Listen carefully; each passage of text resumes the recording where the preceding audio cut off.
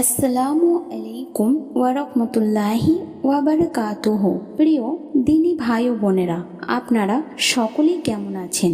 আলহামদুলিল্লাহ। প্রিয় দিনী ভাই ও বোনেরা, আজকে আমি আপনাদের এমন একটি জিকিরের সম্পর্কে বলবো যে জিকির করে আল্লাহর কাছে আপনি যত কিছুই চান না কেন আল্লাহ আপনাকে তা দিয়ে দেবেন।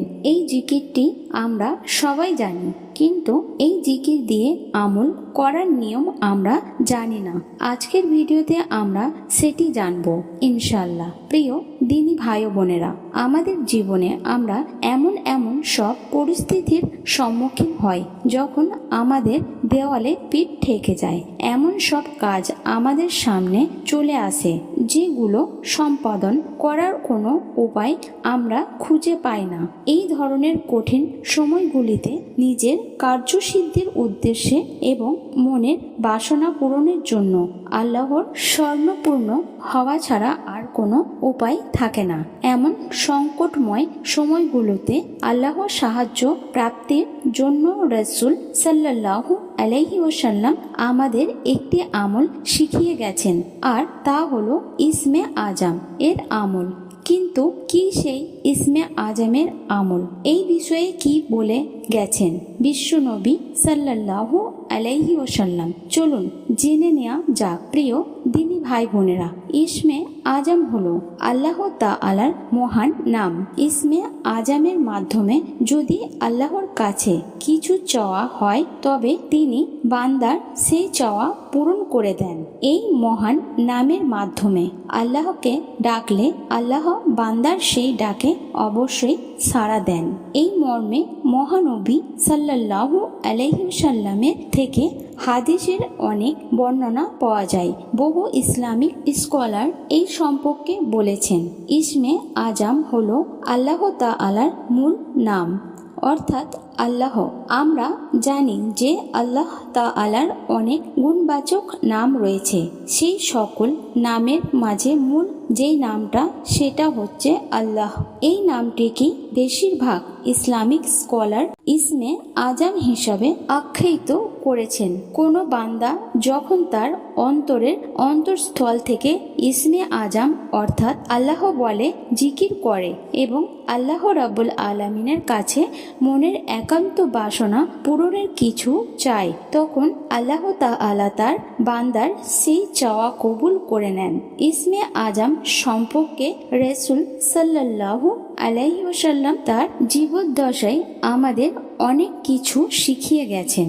হাদিসের বর্ণনায় পাওয়া যায়, হযরত আব্দুল্লাহ ইবনে বুরাইদা রাদিয়াল্লাহু তাআলা আনহু তার বাবার থেকে বর্ণনা করেছেন, রাসূল সাল্লাল্লাহু আলাইহি ওয়াসাল্লাম এক ব্যক্তিকে এই দোয়াটি বলতে শোনেন।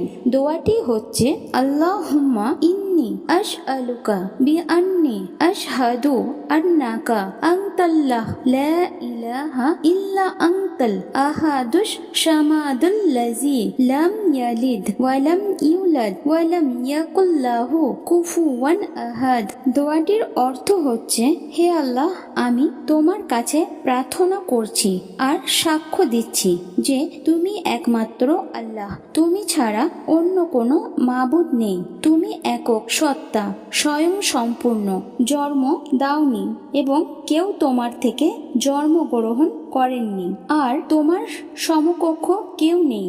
রাসূলুল্লাহ সাল্লাল্লাহু আলাইহি ওয়াসাল্লাম ওই ব্যক্তির মুখে এই বাক্যগুলো শুনে বললেন, সেই মহান সত্তার শপথ যার হাতে আমার জীবন, নিঃসন্দেহে এই লোক আল্লাহ তাআলার মহান নাম ইসমে আজমের ওসিলায় তার কাছে প্রার্থনা করছি, যে নামের ওসিলায় দোয়া করা হলে তিনি কবুল করেন এবং যে নামের ওসিলায় প্রার্থনা করা হলে তিনি দান করেন। সুবহানাল্লাহ।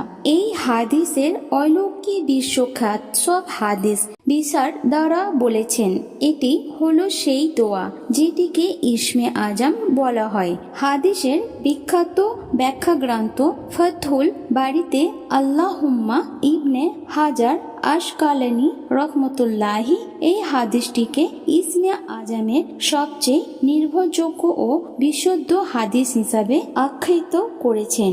এই ইসমে আজম পড়ে আল্লাহ তাআলার কাছে মনের আশা আকাঙ্ক্ষা পূরণ করার জন্য দোয়া করলে অবশ্যই আল্লাহ পাক বান্দার মনের সব ভালো ও কল্যাণকর আশা আকাঙ্ক্ষা পূরণ করেন।